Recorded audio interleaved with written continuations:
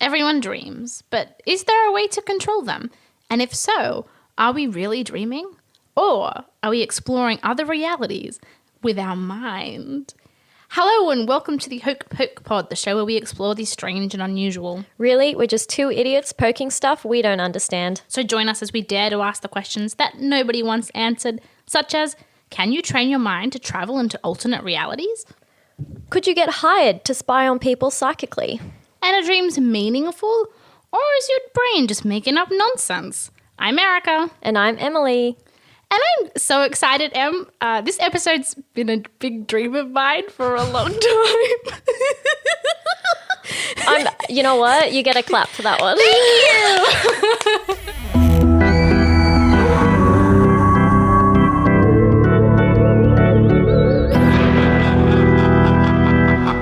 you. So, we're talking about all things dream today.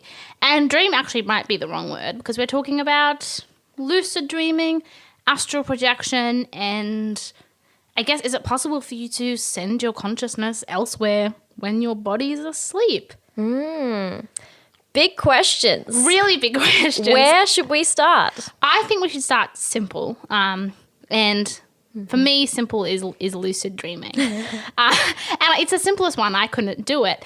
Lucid dreaming, for those who aren't aware, is when you are theoretically able to be conscious of the fact that you're dreaming in a dream, and then once you're aware of that, you should be able to control your dream. So everyone dreams and has remembered dreams at some point. So I thought lucid dreaming, theoretically I believe it, and it should be fairly feasible. There's a lot of different techniques you can look up online to figure out how to lucid dream, which I have attempted, not just over the past few weeks prepping for this podcast, but actually there was a large chunk of my teen years I got really into the idea of lucid dreaming. Really? Yeah, I've always been a strange dreamer. I slept, walked and talked until I was about 12, and I have very vivid dreams every night that I remember, really strange ones. So I thought, I'm a vivid dreamer, it should be easy. I probably tried for a solid year on and off in my teens and for the last 2 weeks on and off, and nada, couldn't do it. Wow, which is strange because if you already have such vivid dreams, you'd think it wouldn't be hard for you to realize you're in a dream. Yeah, and you'd think, hey, you should be able to... Exactly, they're so far away from reality. I'm on a pirate ship and it's made out of jelly. I should be able to feasibly go, hey, this is clearly... I want some of what you're having. Not really. Yeah, they're always really fun. They're really good dreams. I love my dreaming life. I actually can sometimes get really excited. I'm ooh, bedtime. Yeah. I'm going to go on an adventure tonight. It's really cool. Oh my gosh. Have you ever, I realized this on the drive over here, have you ever had those dreams where maybe something bad is happening or it's something that's really, really intricate and complicated, and in it you actually think, I hope this is a dream, and then in it you're also arguing with yourself no, I think this is reality and this is actually happening to me, because I've had that so much and it's usually in bad dreams. Sounds like you're on your way to lucid dreaming. Oh, sounds like I'm you're on your there. way. Yeah, you're becoming conscious of the fact that I've never experienced that. I tend to sort of really enjoy my dreams. And the scary ones, I don't sort of have that moment of, wait a minute, isn't this real? That being said, there have been 2 times in my life where I think I have lucid dreamt. Okay. One of these was back when I was a teenager. Both of them actually in that period I was very intently trying to lucid dream. And there are all these techniques that you can do to encourage lucid dreaming. You can do reality checks throughout the day. And one of them is looking at a piece of writing, reading it, looking away, looking back, rereading it. Because in a dream, that writing will change. So in this dream, I was having a fight with my best friend. Right. And I was this sucks so much. This also feels really weird. I don't think we would have this fight. Wait a minute. Am I dreaming? Yeah. So in the dream, I wrote on my hand a sentence, read it, looked away, looked back at my hand, and it was different. That's and crazy. I was oh shit, this is a dream and I'm aware of it. Did I use that ability to control it or make it a really fun, cool dream? No, I just went on with the dream. I was I'll keep having this fight with my friend, but I'm not worried about it because I know it's a dream. Wow. But from that point on, could you control the dream, or you still weren't really in control? You were just aware? I was just aware I couldn't control it. And the one other time I've I suppose half lucid dreamt was I was like a push. It was like a solid month every night. I've been doing all the techniques, like lying still, counting backwards, all the sorts of things you're supposed to do. And I woke up, I guess, in the dream state, aware that I was dreaming. And I was in like this big white space. And I was aware that I could just like create whatever I wanted. Wow. I couldn't think of a single thing. So in the dream, I was standing in this white space being like, Yeah. I'm so bored. This sucks. I'm just standing in this white space. I can't think of a single thing to conjure up.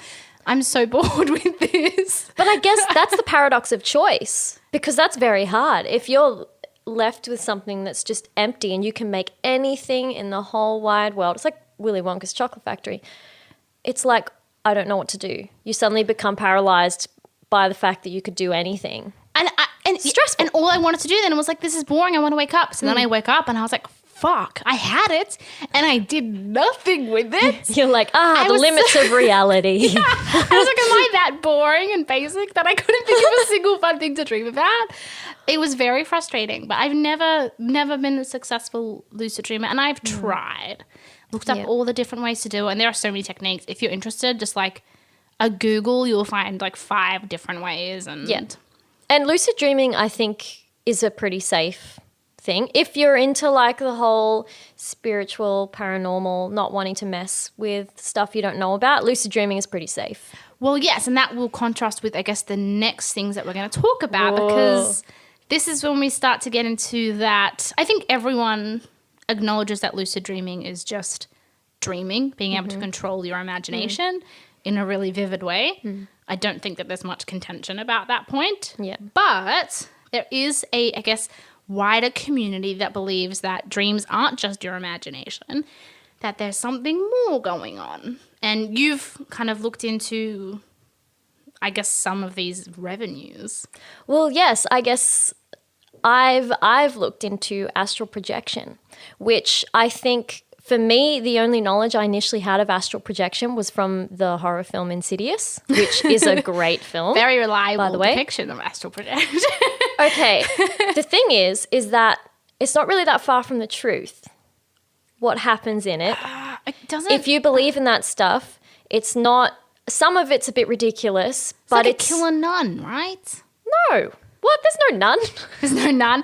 I must What be film are you thinking about? He goes into the dreamscape. Isn't there like a killer nun? I'm thinking of whatever. Anyway, all those. There's like a scary nun in it. No, there's no scary nun in Insidious. I think you're thinking of the Conjuring franchise. Yeah, I think you need to scary nun. get your horror movie knowledge That's a so bit. embarrassing for me. I love horror films. I won't It's interrupt okay. again. Go. I'll just be quiet on my end of the podcast. No, Matt, you probably have seen it. I'll refresh your memory. I definitely have seen it. So basically in Insidious, what happens is this kid called Dalton. Yes, and it's got a creepy song in it. Yes, tiptoe through the tulips. Yes. I need to We'll bless probably myself copyright after now, singing but- that. Yeah. So basically what happens is Dalton goes to sleep. Dalton does not wake up, but Dalton is alive. And Like a doctors... coma. But he's not in a coma. They just can't explain why he's not waking up. And I feel like I'm going to spoil the movie Spoilers right now. for Insidious. If you want to watch it, Yeah. skip ahead a minute. Yeah. Or maybe this will intrigue you to watch the film. Dalton is an experienced astral traveler, which means that when he goes to sleep, his spirit leaves his body and travels around on the astral plane, which is where a lot of spirits are and other things. But in the movie, he gets lost in what they call the further, which I don't think is a real thing referred to by a lot That of was people. made It was up for the more movie. within the film. But there is, such a thing as going too far into like benign places. Okay, I feel like in order to proceed with the rest of this conversation, the baseline question is, do you believe in an astral plane? Yes. Okay. And how is that? Is that the same as like a ghost realm? Is that like a multi-dimension? What does that look like? I think, that's a good point. Because when I started to learn about this, it kind of shifted what I believed in. Because I think the astral plane does kind of contain everything. Mm-hmm. So it's like something that's separated from what we know, but it's around So us. it's like, okay, now my knowledge of the astral plane comes from Dungeons and Dragons. Oh, okay. Okay. Stranger I Things. don't know, it might be like the similar concept. So like the upside down type situation. I guess D&D, the astral plane is like a copy of our plane of existence. It's just existing in the same place at the same time, kind of like an alternate dimension. Yeah. So it's the same as our world, but it's got different things living inside of it, different rules, different sort of physics and stuff. Well, the podcast that I listened to, which is called Spirit Sherpa, and the person they were interviewing on there, she's like a kind of spirit guide, spirit expert, I guess, if you will. Her name is Kelly Sparta. So Kelly Sparta says that ghosts are on the astral plane. And when you vacate your body, if you're astral projecting, other spirits know that you've vacated your body, which is kind of a theme in Insidious. So I was like, wow, okay. So is it like visiting the ghost realm? Like, is that where ghosts come from? I guess they can reside there. Yeah, because and that way we can hop into the ghost astral plane and visit. I guess you can. It depends. See, that's why she says that you really shouldn't try it because you don't really know where you're going. If you're not an experienced traveler, you don't know where you're navigating to, so it's easy to get lost. And she says, actually, I saw this in a few places. When you astral project, you have a silver cord that connects your spirit body to your physical body. And that cord cannot be broken unless someone tried to murder your physical body while you were astral projecting. Which is a risk. But I guess it's always a risk, astral projection or not.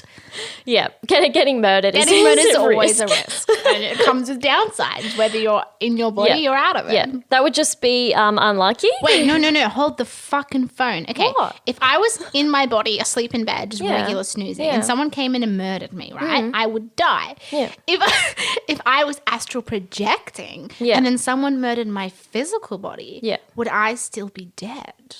Yeah, so your physical body would die and that silver cord would get cut and your spirit body would still be on the astral plane and you'd be out wherever. That's pretty scary. So you don't want to be stuck in the astral plane? That's not what I you're don't think supposed to so. No, I don't think you'd want to get stuck there. No. I mean, maybe you do. I feel like maybe you do because then you'd know. It's okay. I'm going to say I don't believe in this stuff. Mm-hmm. So it's probably very easy for me to say that I'd like to go visit and I'd love to astral project. But I understand how obviously that could be scary, getting lost in an alternate reality. Could be very frightening. But if we can visit temporarily, which is what astral projection theoretically is about, that sounds really cool. It does. There is this like really freaky story that she was saying in the podcast of these twins that astral projected at the same time and they didn't know what they were doing. So one of the twins went back into the wrong body. What? So they swapped bodies and the other one couldn't astral project again. So they literally lived, well, allegedly. What? They swapped bodies. But were they identical twins? Yeah, I think so. Maybe one of them, they got confused. I mean, they're lucky they weren't like just buddies. Yeah. Like identical twins, that's kind of a good, the best case scenario for body swap situation, isn't it? Yeah. But that's like one of the risks, I guess. If you're trying to astral project with someone. You and me we could body swap. We could astral project and then we could body swap. I feel like that's really risky. What if we can't do it again? Because you have to astral project at the same time. That's true. And I feel like my experience with lucid dreaming proves that I'm not the best at this kind of stuff. I don't know how you are. Did you try astral projection? So I did. And this was before I listened to the podcast and I'm like, thank goodness it didn't work. Because, she pretty much says N-O. Like, do not, if you're going to be safe, make sure you can look it up, take certain precautions to make your physical body safe from unknown things. But avoid it. Like you can do other things, whatever. Like lucid dreaming. Like lucid dreaming. Safe alternative. It's a safe alternative. If you can do it, everyone. Which I can't do it, I'm frustrated. And remote viewing is another option, but we'll get to that. Yeah. But so when I tried to astral project, I tried it a couple times and just kind of forgot when I was dreaming to do it. But one particular dream I had, in the dream I was trying to, and then I just couldn't do it. And I remember saying to someone, I can't astral project. I'm giving up. I've tried. It's not happening. I don't have anything. In your dream. That happened in your dream. It happened in my dream. I decided not to do it. I'm obsessed with this. One, I think it is so you. I think the idea of you going, I'm going to try to astral project, and then in the dream, your subconscious going, no, cut us out. We're not going to do this. So good. Like, and what a time saver. You could have been trying this for, if it was like me, like a year trying to do it. I love that your subconscious or whatever it was just went, you know what? Fuck this. Well, the weirdest thing is that I just didn't have the best feeling about trying that because it felt risky. And that was before I listened to the podcast. I had a feeling. I was like, I feel like I'm messing with something I don't know about. Like, it just seems a bit... And you're a very cautious person when it comes to, I would say, anything supernatural or spiritual. I know. You're very safe, which is a good thing if there's a risk of getting trapped. But yeah, do you think I just love this efficiency in your dream state so much. Is there a way that you could like lend that out to people? Like, I want to go home and have a dream and then you to pop up in my dream and be like, hey, Erica. Hello. Stop trying to like do this thing. It's never going to work. Cut it out. Yes. I feel like you should be able to rent yourself out to dreamers. Rent myself. And to just be like, hey, I know you've been trying to do this for 6 months, but you're never going to be good at like croquet or whatever it is. Oh my gosh. I mean, I think, well, so if you're thinking about astral projection where your spirit leaves your body and goes flying around on the astral plane, actually one thing, really cool thing that Kelly says is that if you have ever had a dream where you're falling or flying, I have. your body has unconsciously astral projected. And you didn't know. As a teen, used to have this dream quite frequently where I was flying over the city butt naked. And it was very scary because I was like, I'm having a good time flying, but like if one person looks up, like, so it was kind of like a fun but anxious dream. So was that you. Astral projection. You're flying around naked. Yeah, that's kind of, and then I remember one time I had to fly into someone's backyard and steal some clothes off a laundry line. Like, wow. Yeah, it was, yeah. Well, that was you astral projecting. So, and you know that saying that if you are falling in a dream and you hit the ground, you'll die because your body will die of shock or whatever. Yeah. Apparently it's not true. Of course, I've had that before. I had a dream where I've fallen. I've had a dream where I've died in my dreams a lot and I'm still here. Yeah. She says, this is the coolest thing, is that in that scenario, if you're falling and you hit the ground and like obviously then you wake up, normally you will wake up and your body will like physically move, like it's just an automatic response. That's because your spirit, because you were astral projecting, your spirit returned to your body at such a force that it moved your physical body as it returned. I like that idea. It's a nice idea. Isn't that cool? And she said, it's safe and fine. It will just scare the shit out of the person who's next to you, if there's anyone next to you. Okay, so my question now is that if, supposing people are able to astral project into the astral plane, why would people do it if it poses such a risk? Unless they're people like me who are just like down for the adventure, why would people, what's in the astral plane that's so exciting? I mean, who doesn't want to fly around and see an alternate reality or see this reality from a different perspective? How do you then know that you're astral projecting and not just dreaming? That's true. I mean, I guess a feeling of weightlessness. I mean, if you were literally flying around, if you saw your body sleeping, then I think you would know you were astral projecting if you were floating above yourself. I've had dreams in which I've died before and I'm hovering around in the dream still, looking at my dead body. It sounds scary. It wasn't scary in the dream. It was quite chill. But I don't want listeners to be concerned. But I don't think that I was astral projecting. Well, I think this is an interesting twist to the podcast because you're like, oh, I'm terrible at lucid dreaming, can't do it.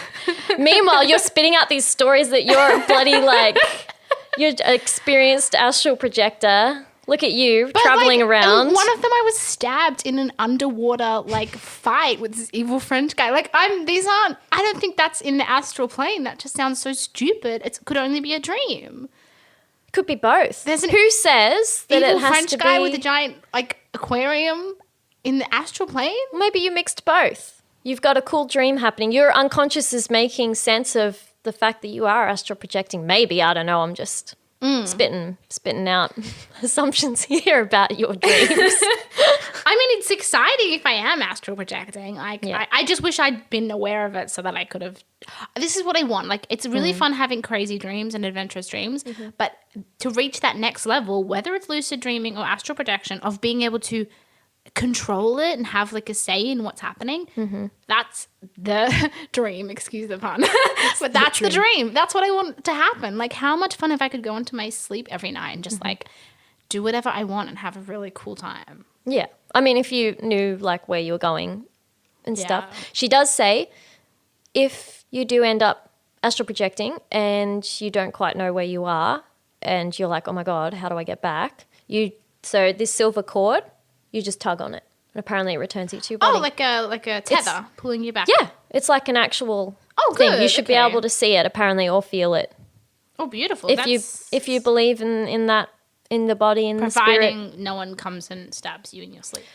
Yeah, provided or someone comes along and who's also astral projecting takes over your body. Wait, okay, so if theoretically you and I both astral project, and if it's just whoever gets back to the body first. Yeah. Shit. Yeah, if you could probably do that. Because the spirit is out of the body. I'm not sure what's the role of the silver cord has. I don't think it really like overpowers someone from coming and just taking over your body. But because this was a whole thing in Insidious. I'm sorry, I love that film because it's like it's a fun horror movie. I don't know if it should be the basis of this sort of study of astral projection though. I feel like no, but I think it could be people might have had these experiences, I don't know, where their house was suddenly haunted because spirits could sense they were astral projecting, so they're hanging around now because it's a live body, So, well, I think we should probably start by saying, yes. So that kind of weird robotic sound was our recording system literally crapping itself. Yeah, not literally. Let's not get grim. But for a while we thought it legitimately, like the signal got haunted by something in the house. It was a working theory. It was. that it got haunted. But we did some troubleshooting and yes, it we're back and we're fine. We're back. Essentially, we recorded that full episode and what you just heard was the first 20 minutes. And unfortunately, the following 20 minutes is corrupted. But maybe a little blessing in disguise because we were able to kind of reflect on the episode and go off and actually learn a bit more about it just through discussion. So we thought we'd come back and finish it off.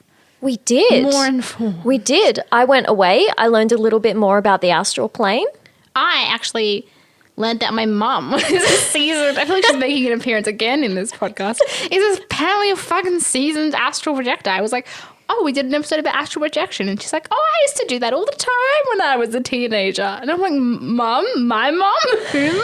How did I not know this? Just like it's nothing. Just another day. Just another day. She was like, oh, yeah, I used to do it all the time as a teenager and like float around the city. And I'm like, what the fuck? Apparently it's not genetic because I can't do it still. But apparently you do. Oh, do I? Yeah, I do have dreams which I'm floating above the city. It is interesting though. I feel like a lot of people do it without thinking about it. But is that scarier or less scary? Because of all the things you told me about astral projection, it sounds like it comes with a lot of risk. I think, yeah, it can. Maybe if you're doing it more on purpose, it can come with a lot of risk if you're trying to go into these freaky places. Actually, here's a thought. Because earlier in the episode, you mentioned that when you're astral projecting, the other spirits in the astral realm are aware that you're astral projecting. Yes. So they're drawn to your body. Yes. Would people who are astral projecting theoretically and don't know it, would that negate that? Maybe if the person astral projecting doesn't know they're astral projecting, other things in the plane also aren't going to be aware and therefore the body's actually safer. Oh gosh, that's a good point. Maybe you have to be really unlucky for something to take over your body while you're astral projecting. I feel like probably. I feel like otherwise we'd have way more insidious cases on our hands. Although maybe this is like very upsetting to think about. But what if you were astral projecting and let's say some horrific demon took over your body, as if it's going to make itself known. that it's a demon in a human body. Wait, no, you're saying we could be walking around the street and anyone that we interact with could be a demon that has taken over the body of someone who is astral projected. I'm like a full believer, but even that sounds ridiculous. I feel like it's one of those cases of like, does that mean that this demon's just going to go to your 9 to 5 and come home and feed your kids? Like, all in the name of blending in. It sounds like the demon just wants to live a life. Maybe they become like full killers. I don't know. Like, that's what all serial killers are. I feel like we're getting off topic Bundy here. Was a demon from the astral realm. I love this. I love this so much. I think we've whole new spin on serial killers. We've cracked the case. Yeah. Anyone who's ever done a murder was a demon from the astral realm. So I reached out to Kelly. And yes, I did Kelly not Sparta. ask her Kelly this. Sparta. Yes, Kelly Sparta. Lovely person. I did not ask her about when Ted... Was it Ted? If all Ted Bundy, yeah. Ted did Bundy not ask her a that. demon from the astral realm. I did ask her more about what is on the astral plane because I knew that I wasn't entirely sure. It was a big question. And my big query was, does that differ from wherever your spirit goes when you die? Yeah. So she said, as for the astral plane, it is wide and varied. There are many places and many dimensions.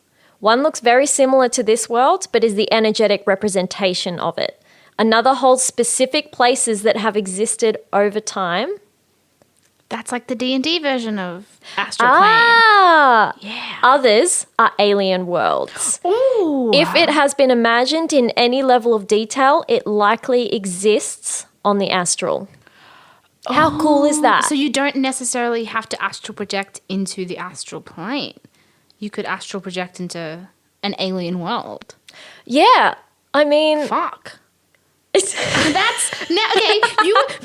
I was like, oh yeah, this sounds scary. I don't want to turn into Ted Bundy, but like now I'm like, oh, actually, if I can go and visit some aliens on like Galootborp, then like I want to go to Galootborp. We'll get you to Galootborp. Okay, just ask your mum for some advice on astral projection advice. Apparently, everyone around me is an expert. Yeah, but it does bring some interesting questions about whether there are places that are more dangerous than others on the astral plane. Maybe maybe there's one place where the demons all hang out, and that's obviously going to be worse than where the friendly ghosts hang out. Like, that's like where you don't really want to go. So good on you, Kelly, for getting back to us. I know. We sent so many emails in the name of this podcast, and this is the first one we got back. It's the first. No one ever gets back to us, so I am very happy. Thank you so much. Thank you, Kelly. You get a shout out. Yeah, I love that so much. I know. We've tried our best. We don't know everything, but we try and get the facts. If we can. Do we? I feel like we certainly... The side eye I was just served. We get something. We get stuff. Yep. But yeah, I think we also did mention very briefly reality viewing. Is that it? I always get the name wrong. Remote viewing. Fuck. We did mention remote viewing. In the original version of the podcast, we did go into that. But on reflection, this is actually a really big, interesting topic. So we're just going to leave it as a little teaser. Yeah. And come back to that in its own episode in the future. Because it's different from astral projection. It is. And there is a lot more.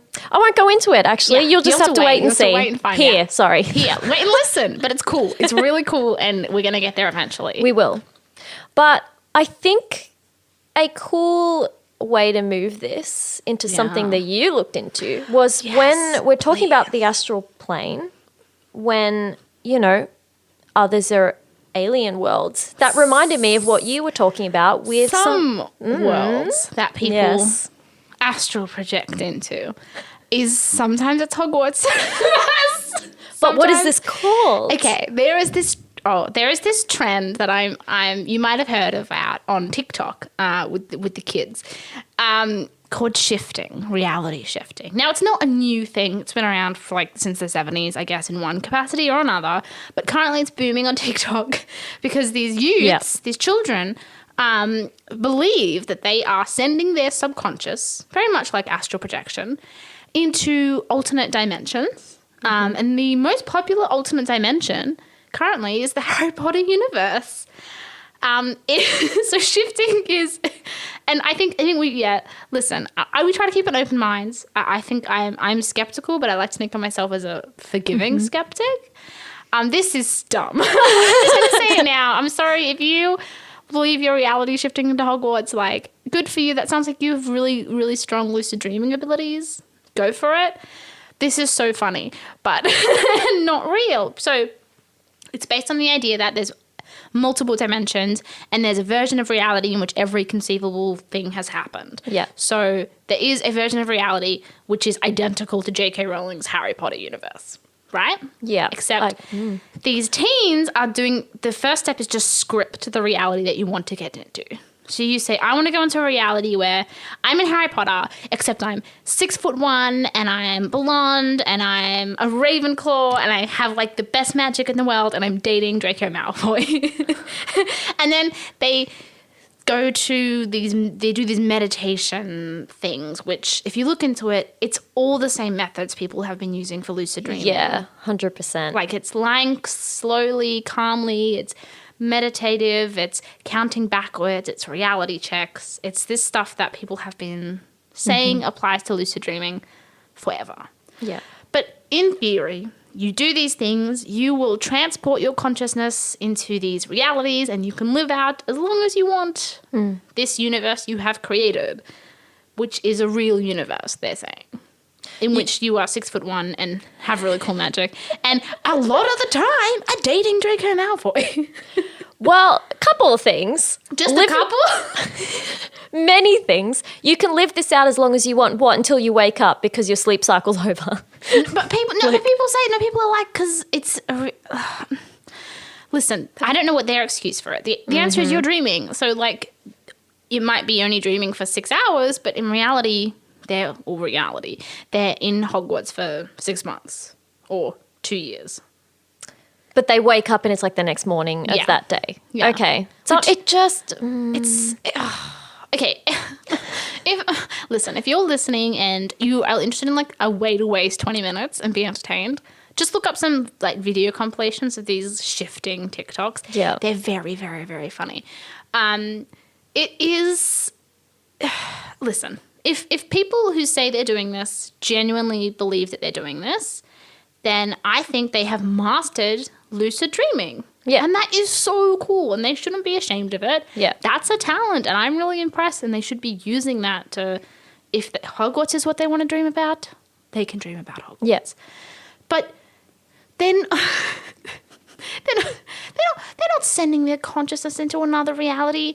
And if they are, I don't think it's going to be Hogwarts. Way more likely to be the astral plane where a demon's going to get into your body and do a bunch of murders, or Galoop Gorp and they're going to meet a bunch of aliens. They're not going to go and date Draco Malfoy. No, I feel like he's got better things to do.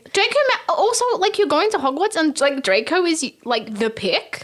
And like, is it the people from the film? Or like, do they just come up with these random people? I would imagine that they're imagining the actors. See, Which that kind of gets weird. That gets really weird. That makes less sense. And I would feel it's very like- uncomfortable if I was a part of that film and I found out that teens on TikTok were imagining dating me in their lucid dreams. Well, I mean, teens are always going to imagine they're dating celebrities.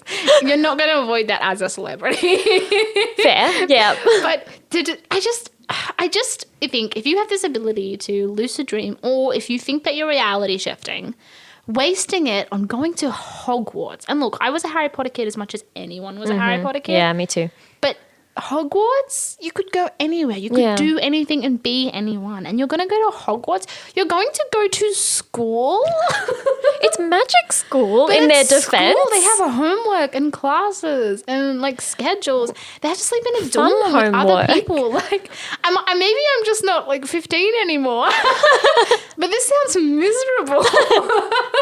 I guess, yeah, if school's already all they know, then maybe they're like, oh, but let's go to fun school and do magic and date Draco. That's true. I just feel like maybe this is dumb. It's so dumb. It's so dumb. Well, where would you go, Erica?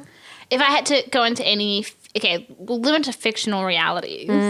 I mean, obviously you're going to go magic or something. You know what?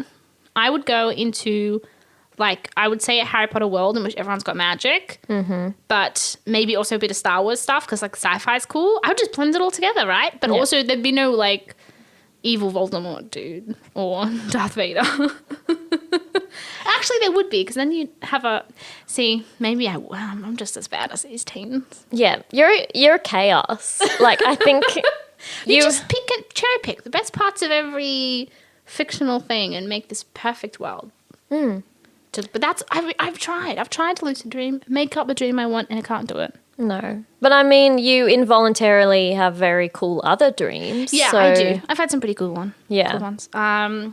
I've had some really fun ones, and no Harry Potter ones ever, thankfully. I don't think it's a bad thing to not be able to control your dreams, because like you said, in that dream you had where you were in this white room, you couldn't think of anything to do, and you woke up and you were like, oh, what the heck? Like, that's true. And I think also that's something special about dreaming, is the fact that you're going to be doing these things you never would have thought of. Yeah. If you can lucid dream to the point that every night you're controlling your dreams, you're probably never going to have a dream as exciting as something that your brain would come up with. I know. That just sounds tiring, because you'd wake up and you'd be like, you're like, oh, I've been working for 8 hours. Guess I better get up and do life now. Yeah, it's like, maybe it's a blessing that we can't lucid dream. Astral projection, on the other hand. Yeah, that's like that's different, because that's like an out of body experience. So I'd like to be able to astral project. Yeah, I'm okay, but but what if you didn't go to this angry demon realm? You went to like Glib Glob. Glib Glob With the nice aliens. With the nice aliens. Look, if it's safe, then I think that's okay. But still, what's happening with my physical body? I don't know. Okay, what about I'm this? over on Glib Glob. What if you astral projected to Glim Glomb or whatever we're going, and I stood watch over your body? But you're not also astral projecting, so you actually can't make sure. What about this? You astral project, I've got this. You astral project to Glim Glob. We get someone else in sleeping next to you, and they're astral projecting into the regular astral realm, so they can keep an eye on any demons trying to get into your body. And then I'm in the real world watching both of you so that no murderers walk in and try to stab your real bodies. So we've got like a triple defense system. But what about the person who's looking after me astral projecting? What about their body? Well, they're standing right next to the body. So if a demon comes, they can fight it off. Oh, yeah. I got you. They're not going to get lost because they're just hovering above, watching you. And they'll literally like get into a huge fight with the demon who's trying to like take over our bodies. Yeah. Wow, this is like a huge trust exercise. I feel like we cracked it. I feel like we've solved it. Right? Like a foolproof, safe way to astral project. It does require 2 people able to astral project and someone willing to pull an all-nighter. I'll pull the all-nighter. I understand this is not my fight. I'm not the hero in this one. Okay, so we just need to put like a call out on like Craigslist. For an I wouldn't trust someone off Craigslist. I want someone I trust.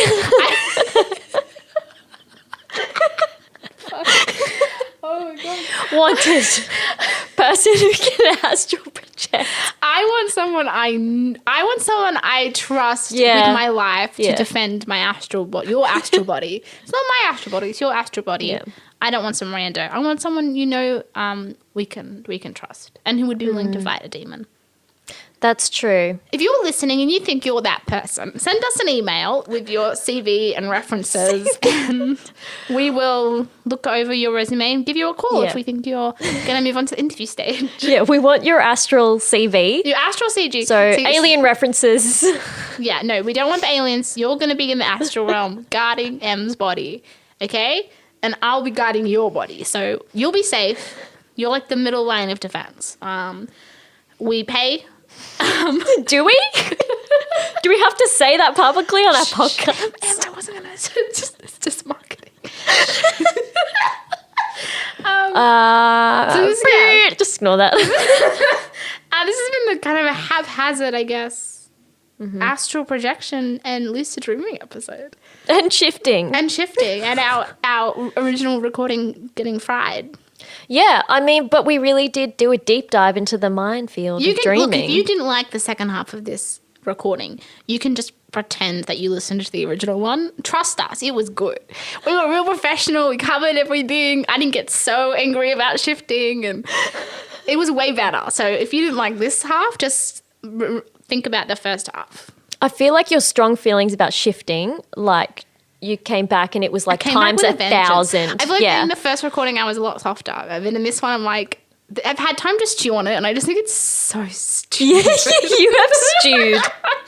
I'm also jealous. You have I haven't marinated been able to do it. over I think this. it's jealousy coming through. I want to do it. I want to shift. I want a reality view. I want everything. I mean, I do reality view every day, but this is stupid. So, verdicts. Yeah. Ted Bundy. Verdicts verdicts for me, astral projection. I don't believe it. Mm-hmm. I do believe in lucid dreaming. Mm-hmm. And I do believe people can lucid dream. Yeah. And I believe you can train yourself to do it. Yeah. Not me, but other people. Mm-hmm. What about you? Verdict? I think only astral project if you know how to do it and you know how to be safe and always research. Don't always trust random people on the internet. Just as a, safety warning, just in general, never do that. Don't trust randos on the internet And to guard your corporeal form. But always keep an open mind. That's good advice. Yeah. I think, and also if you can't lucid dream, don't get down and out about it. It's okay. Hopefully you still have cool dreams even if you don't remember them. But, there are nights at least you're not having nightmares. Like, yeah, that's true. I can't help you if you're having nightmares. There's always a silver lining. There is. And if you're having nightmares, thank God you're not stuck in the astral plane. Yeah? Oh, that's true. Or maybe you are, sorry. And if you are stuck in the astral plane, yeah. Shit, we don't really have anything for you. No, but you know who can help? Maybe you should contact How are they Kelly gonna contact Sparta. someone in the astral plane? No, she's here. Email. Right. Well, they're probably not listening to this, so I'd be impressed if they were. Not our target But audience. if you have any questions, go check out Kelly Sparta's website. And she's got contact. She's got her podcast episodes We'll there. put a link on our website. Yeah, actually. yeah. All the information. Oh, we don't have the sign out sheet. We usually read off our final remarks. Oh, we can just copy and paste Yeah, we one. can copy and paste it in. But Live production. This has... no, go. This one's way more haphazard. I know, I love it. That about wraps things up, I think. This is our soberest episode as well. I know, I've like had it's no worth wine I've today. had absolutely none. This has been the Hoke Poke Pod. I'm Emily. And I'm Erica. We'll see you next time, and hopefully it won't be corrupted. Fingers crossed. Doodle-oo-loo-loo.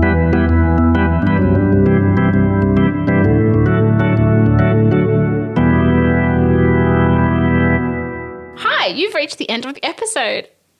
Thanks for listening. If you like what you've heard, you can check out the website. We also have an Instagram page. That's new, yes, and a Facebook page. And Facebook page, and obviously our podcasts are on Apple Podcasts and Spotify. Yes, please do. If you like it, leave it a review and give it some stars. Comment, share with your friends, please. Please share it Get with the your word out friends. there about this spooky little podcast. That would be so awesome. And We've told you about the website already, but we also have an email address. oh, yes, we do. hokepokepod@gmail.com. Yeah, and the website is thehokepokepod.com.au. Yeah.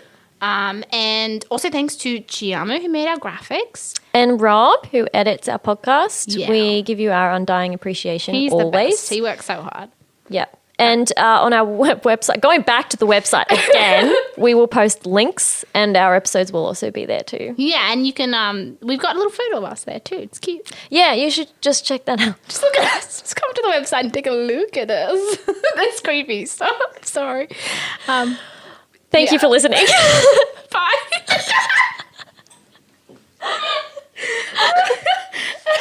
Oh God, that was